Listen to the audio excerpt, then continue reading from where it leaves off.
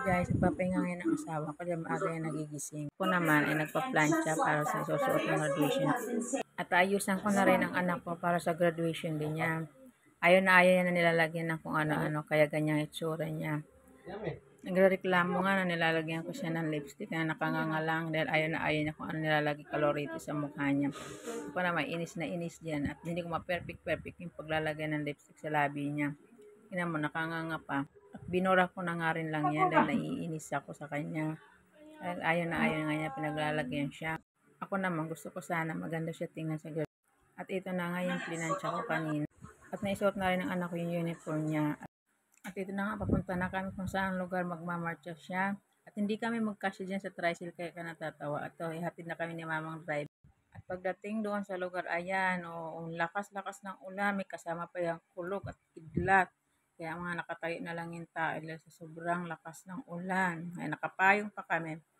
Ayan yung sitwasyon namin. Yung nag-aayos ka papunta, tas ganito. Sayang lang ang effort mo, diba?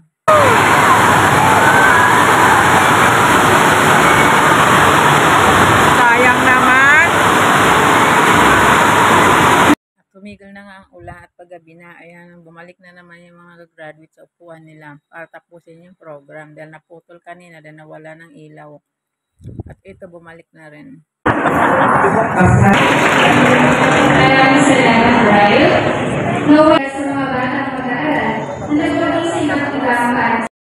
Nang kumanta sila dito, parang nakakaiyak.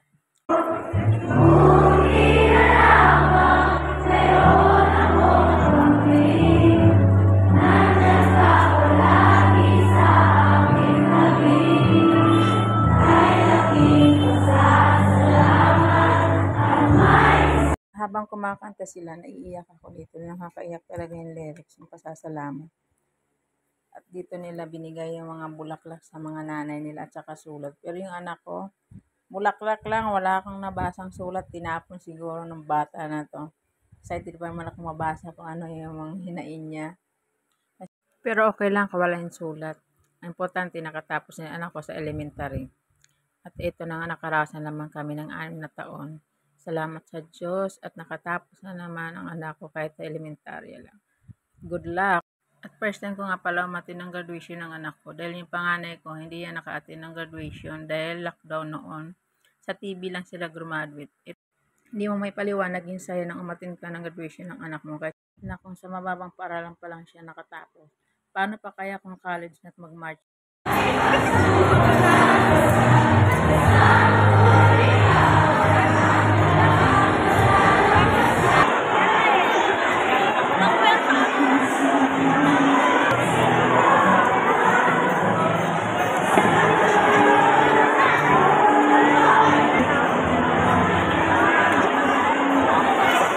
At ito na, pagkatapos nila kumanta, hinahanap nila mga nanay na ibibigay yung bulaklak. At ito na yung anak ko, nahatid na yung bulaklak. Ayun siya.